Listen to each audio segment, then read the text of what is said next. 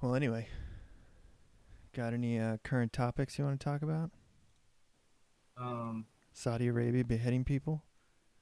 yeah, that's interesting. Or we could do the Tulsi video. Yes. That's going to lag, but Oh, let's find it. Tulsi Gabbard. Here, I'm going to switch over to my monitor. It's the Unholy Alliance video.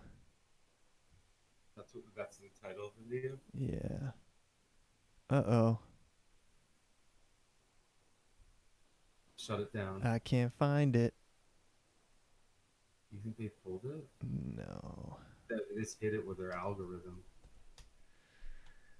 Oh, wait. Here we go.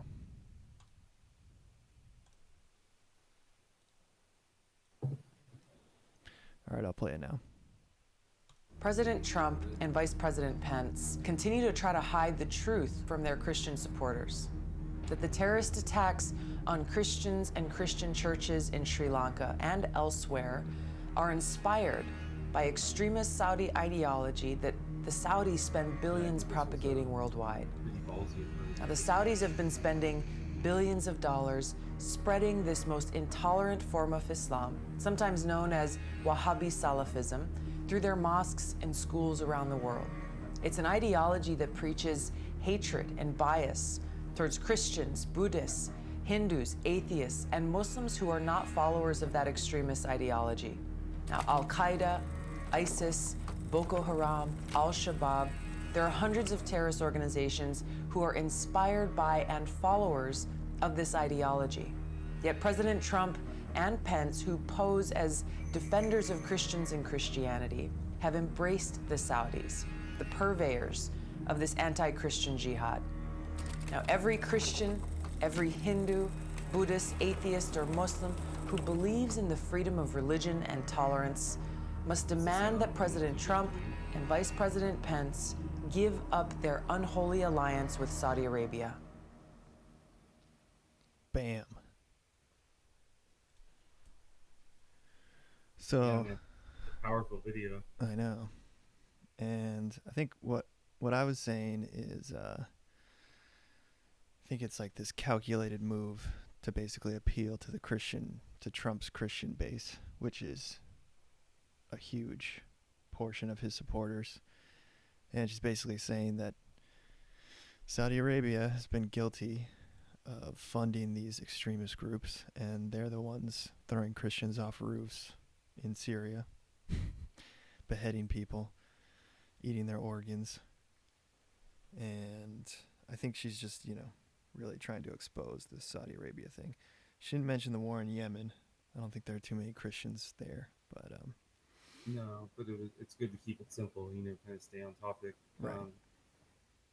Yeah, I think not only is she appealing to the Christian base, but she's also, it's a short, brief video, kind of educating people on what Wahhabism is. Not a lot of people are familiar with it, but that branch of Islam and the extremism that comes from it as something that's been propagated by the House of Saud for decades now. And Yeah. unfortunately, no one calls them on it. But over the last 2 decades, uh, like Wahhabism or Salafism, whatever you want to call it, has basically created the enemies of the United States, whether that's ISIS or Al Qaeda or Boko Haram or Al Nusra. Um, and it's funny too because a lot of the public knows those names. But if you ask, I bet we could go out and ask the public, like, what's Wahhabism? And they would have no idea what it is, Yeah. you know? Um, I feel and like a so lot of conservatives might know. it's I possible. mean, I guess it depends on what you mean by conservative. Like Yeah. probably the average Trump supporter doesn't. They I, know. I think if we went out and asked the average Joe, like maybe 1 in 20 people would know what it is. Yeah. They would be like, wasabi. I know what wasabi is. Oh yeah, it's that Not quite. that thing you add to your sushi. Yeah, and I think the fact that so it almost be one would be one thing if the Wahhabism was situated solely in Saudi Arabia, but it's the fact that Saudi Arabia, with all its oil money, builds these madrasas in other Islamic countries and basically brainwashes or basically propagates and spreads this perverted form of Islam out there. So it's not just in Saudi Arabia; it's all over. It's in Southeast Asia, it's in the Middle East, it's in it's everywhere. It's in Africa, Yep. um, and it's a problem. I think with her video, she's basically created two enemies there, which would be one, the House of Saud, which isn't going to be too happy about the video, Right. and two would be most likely our intelligence agencies and maybe even the State Department, who works hand in hand with the Saudi government and is pretty accepting of it. What's crazy is you see these embargoes going up against Iran and Palestine, but like when's the last time that Saudi Arabia had an embargo on them for the hatred that they export globally? Yeah. Never. Yeah, exactly. Not only never, not only do they not have embargoes on them, we sell them, some of our most sophisticated weapon systems. Right. It's And crazy, but I like where she's coming from. It's ironic that she's running as a Democrat because, to be honest with you, I think the Democratic Party hates her right now. yeah, no, they've been doing everything they can to smear her. Yeah, I think they see her as a vote stealer, um, and I think they don't like her message. I mean, She's not she's not towing the line on the Russian narrative. yeah, Uh, she's kind of supporting Assad, or I mean, sorry, supporting Assange, right. um, and that doesn't support the Russian narrative either because they're trying to paint Assange as a Russian hacker right now. Well, she is in support somewhat of Assad because she went to Syria and met with him. Um, yeah, she's interesting. She's young. She's educated. Um, she's a true Democrat. She's anti-war. Like I think that's one of the major things why the Democrats don't want to support her because the Democrats have become these war hawks and they love going to war. Since 2000, not actually since the early 90s when Clinton was in office. And when you have a true anti-war candidate, it doesn't pair well with what these neoliberals have become. Yeah. Well, when you think about it, every war declaration was done by the Democratic Party except for the Bush wars, but they weren't conservative. Like that whole government was just basically leftist neocons. They tripled the size of government. They Mm-hmm. started multiple wars, bombing campaigns, and they like set all this stuff into motion. And the one thing I was going to say about the Wahhabists is that I don't think they would be anywhere near as big and powerful as they are today without the help of America and Saudi Arabia as well as Israel. Yeah, I mean the Wahhabism comes from the Sunni clerics, and those Sunni clerics in Saudi Arabia are directly supported and financed by the House of Saud, um, and most likely by our own government, or intelligence entities related to our government. Right. Um, you have a lot of you have a lot of Wahhabism spreading into the territories in Pakistan, like I think the Waziristan areas, um, and so when they're in Pakistan, those areas are being supported by the ISI, Pakistan's intelligence agency, um, who basically helped finance the 9/11 hijackers when they were in the United States. Yeah. You had Pakistani generals wiring Muhammad Atta $100,000, Mm-hmm. um, what's kind of interesting about that is when Trump got into office and the those redacted pages of the 9/11 report Yeah. um, were kind of unveiled. It got into this is just like a connection that we can kind of share is locally. There was a Kuwaiti mosque in Culver City Mm-hmm. that had direct links to some of the hijackers, and they think that some of the financing came directly, or not came directly, but went through that mosque. Um, and then you also have, which is interesting, the 9/11 hijackers who flew into LAX, the Los Angeles International Airport, being picked up by Saudi intelligence officials and driven to San Diego. Um, so not only do you have that link to Wahhabism, but there's links of Saudi Arabia with direct connections to people that killed thousands of Americans on 9/11. Yeah. Um, but Tulsi Gabbard, I wish her well. We might not see eye to eye on all her political stances, but it's kind of nice and fresh to see a viable candidate or someone that actually, I don't know, I feel we're just presented with these talking heads that all support the same kind of progressive agenda and are afraid to step on anybody's toes, whether that be Saudi Arabia, whether that be Israel, whether that be Silicon Valley. Um, and it's kind of nice to see these people that I don't know actually have a heart and a soul and stand for something. Yeah. I know. I mean, she's the only candidate that's going to talk about this stuff. Like, I don't even think Bernie Sanders talks about this shit, really. Dude, that guy's such a piece of shit.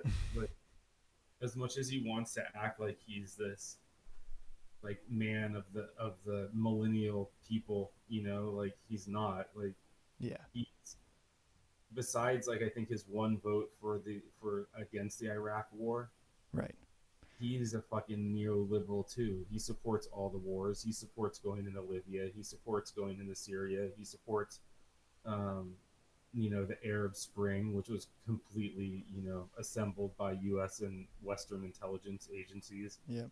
Um, supported going in military intervention in Yugoslavia in the first Iraq War. Mm-hmm. He sits there and he acts like he's this like viable anti-war candidate when in reality his voting record is just tells the exact opposite story.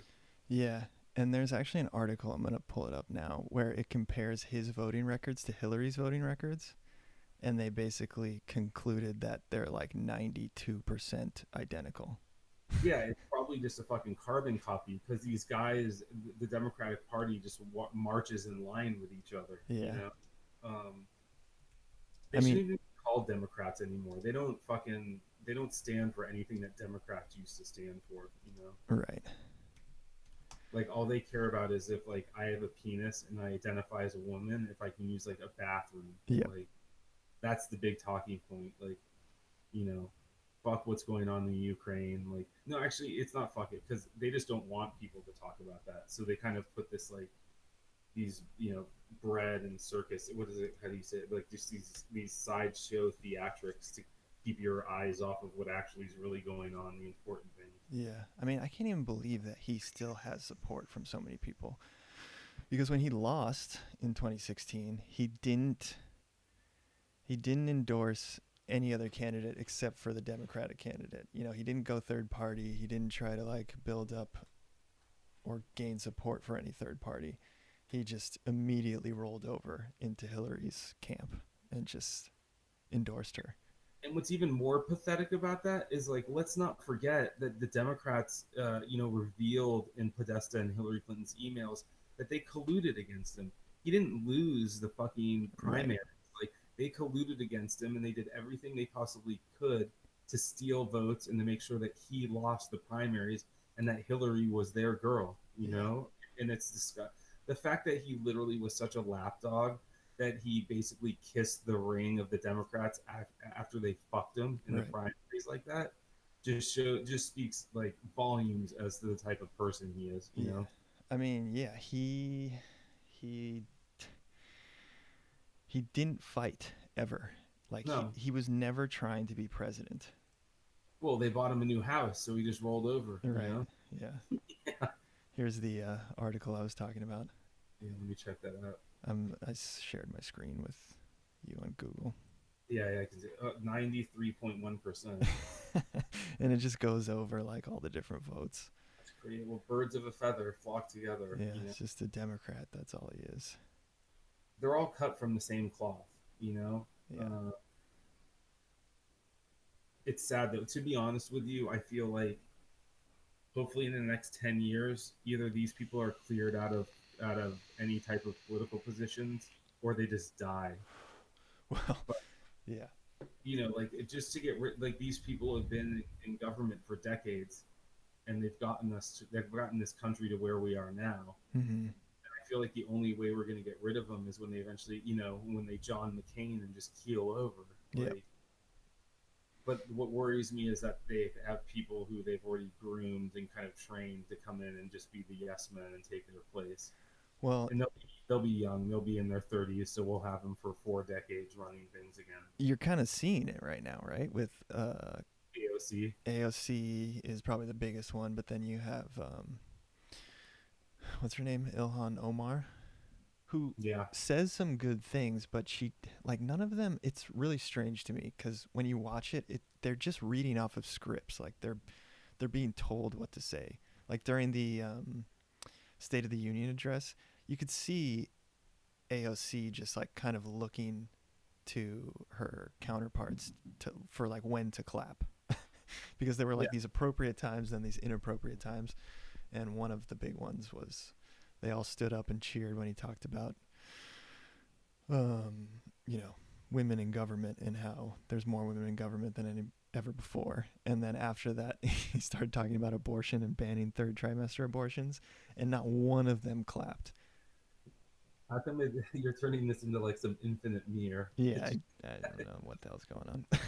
Um, yeah, I mean, to be honest, to the way I look to see it now is like we don't have politicians anymore. We have newscasters, and they have scripts that are written for them. You saw it with Obama.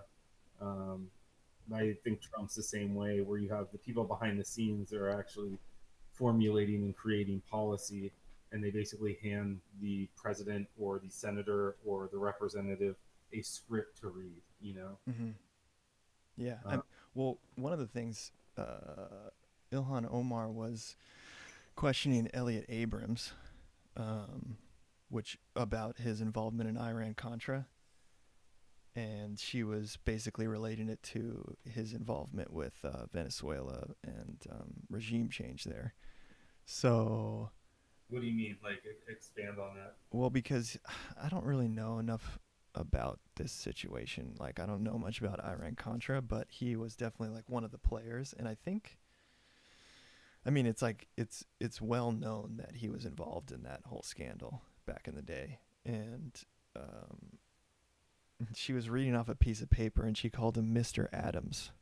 So like she didn't even know who he was really, but she was Yeah. reading the script. Let me see if I can find the video. I mean, but that's what happens nowadays. I mean, I saw a video of AOC, and she was in some type of hearing, and you could just tell like what she was reading. Like she probably hadn't even seen it before. It definitely wasn't her own formulated thoughts. Yeah. She was reading it, and it sounded like the way she read it was like a piece of paper that and script that she had never seen before, and she like stuttered her way through it, and like you could just easily tell like this woman had nothing to do with this whatever she's reading right now. Like Right. her handlers gave it to her. Yeah. Which it brings in another question into play where like how does that benefit them? Does it just are they just trying to attack Trump in any way they can? Who does it benefit? You mean To actually question Abrams on this stuff, because I just feel like it exposes everybody when you have one person exposing another person, if you know what I mean. yeah? Well, with Omar, I feel like while she might be like controlled to a degree, I think she has her own thoughts. Like you saw her speak out against Israel and their policies, Right. And APAC and their influence on American politics. even within her own party. They were like, "Whoa, whoa, whoa! Yeah. What do you?" criticizing Israel. Yeah. Like that shit doesn't stand. Right. So it's like these. I mean, and AOC is kind of doing that too. She was, I think, really early on, she was questioned about some, like, I don't know if it was a tweet or a Facebook post about the apartheid state in Israel or Palestine, Mhm. and she just like didn't even know what to say. She was basically like, "Oh, I don't know that much about foreign policy, but I think I'm just talking about the settlements." And then they kind of questioned her further, and she was just like, "I don't know, it's not one of my main issues." So it was kind of like a squandered opportunity, but at the same time, I don't know, I think her supporters on the left are, not supporters of Israel and AIPAC. So it is kind of a net positive, even though these people, these new senators, are just so stupid. They Yeah, just they all. don't know the information. I think the young ones too. They tell them like, "Oh, you want to change the world, and you have all these ideas that you want to kind of push through." And the old guard needs these new faces, and so they tell these new faces, "Look, we're going to get you in there, and you can enact the change that you want to enact. But before you do that, when they get into office, they're like, yeah, but before you get to do that, you have to do our bidding first, and these are the stances you're gonna have to take on things, and we'll hand you the scripts and you read them, and maybe you'll get to like have your own ideas every now and then." Right.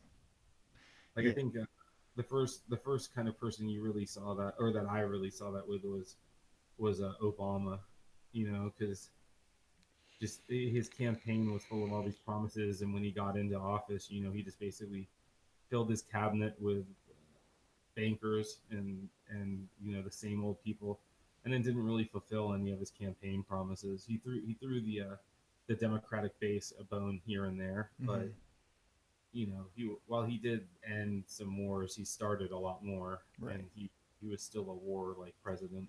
And he really only ended the. Well, he didn't end it, but he withdrew troops from Iraq, which was like probably the place that needed troops because their military and police are just so bad. Yeah, Like it was I mean, actually the one country that like probably could use U.S. support in terms of like before we leave. yeah, they're a step up from the Afghan army though. Like that shit's a fucking joke. Yeah. Like I don't know if you've ever seen those videos of like the Afghan army doing like jumping jacks. Have you seen those? No, Dude, search that right now. Like, go into YouTube and search Afghan army jumping jacks. my computer's going so slow right now. Is it? I got to figure out this lag time issue. Yeah, we'll figure that out eventually. But this video, you got to play that. I have another computer, so maybe I don't know. Maybe that can be like a dedicated computer. I don't know how to do all these crazy stream things with OBS. I think adding a delay with our YouTube live stream might Yeah, help. right. There's some way to do it where you can like add a delay. Yeah. I have the live stream like control panel up. Hold on, I just pulled up this video. I think I've seen this actually. It's fucking so funny. All right, it's like 45 seconds. So it's like an American soldier like teaching these guys how to do PT, which is like physical training. Yeah, they look like children. Well, this one guy does. He's like a little kid. It's honestly, I mean, this video itself is funny, but the whole situation is just sad. Yeah, Yeah, it's tragic. yeah. I'm gonna play it.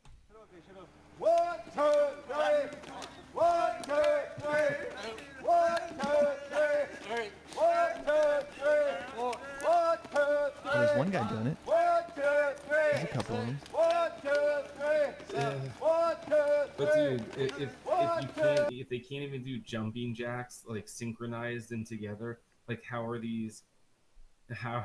how are these soldiers supposed to like partake in like advanced like tactics and Yeah, like ambushing and like the shit that they need to do? right. Yeah, I don't know. I don't know either. When I saw that video, I was like, oh my god, we're fucked. We've been there for 20 years, and these people can't even do jumping jacks. Yeah, it's tragic. I thought Trump was doing something about it, but I don't know. To his credit, doesn't seem like there's much he can do. Because, like, he comes out and says these things like we're going to withdraw troops out of Syria, out of Afghanistan. And then the next day, or like a week after, Bolton is in Israel, of all places, announcing that that's not going to happen.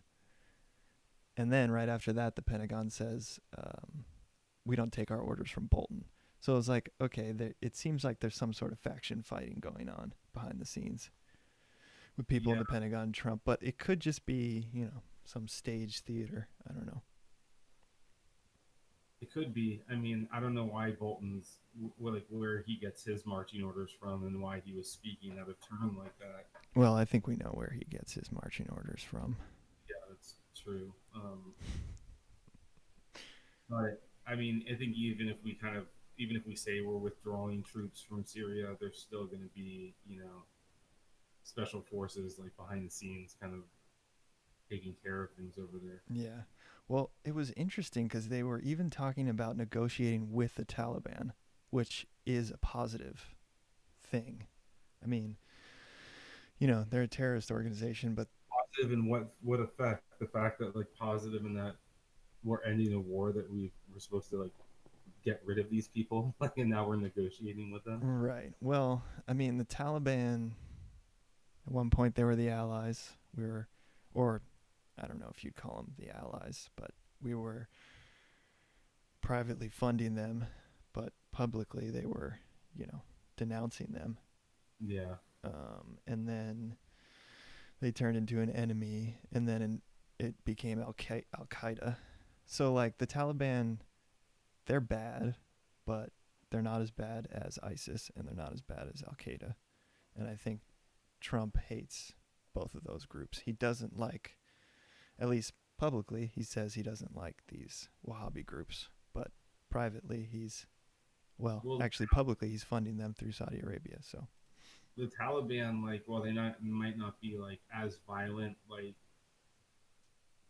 internationally, like you have these Afghanis who have like possibly gotten like a taste of freedom and like a quote unquote democracy, and like if we negotiate with the Taliban, like they're the only ones that are going to suffer. Like yeah, the Taliban were basically warlords, and they were very heavy-handed with this. That's how they controlled that country. Was right. they put up with very fucking little, and they did public executions, and Mm-hmm. they human rights abuses against women and gays were just like, you know, Yeah. horrible. They're not good. I don't mean to say the Taliban are good, They're not good. but they're preferable at least as an interim. But the other issue in that whole conflict is the opium fields, and the Taliban were going around burning them down. They didn't like opium. They didn't want their soldiers on heroin or opium. So it was not positive for them. But then the United States Army came in and started taking over the poppy fields. And we basically admitted that, oh, we have to control this or else the Taliban will get it. But it's just a complete lie. Yeah, control. They mean sell it for black operations. Yeah, exactly. Funnel it into the U.S. and get everybody addicted. Yeah, it's so crazy. Yeah, yeah. Do this delay. Like there is an added delay. I think you can do it in OBS. Well, they have it in YouTube. Oh, really? Yeah, like here I'll show you. I wish we had more people watching so they could tell us.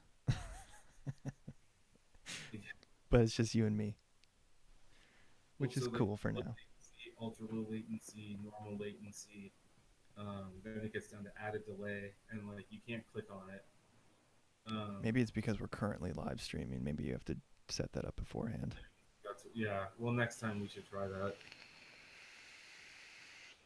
or we should end the live stream real fast and see if we can do it. I mean, we could just end it. We've been talking for 35 minutes. It's a good first one. Yeah, I think we should just end it, and then I think you and I should run some quick tests right now while we're both sitting here. Cool. Just some quick stream tests to see like what gives us the smoothest and most synced stream. All right, I'm going to play our outro, intro. Peace. signing off.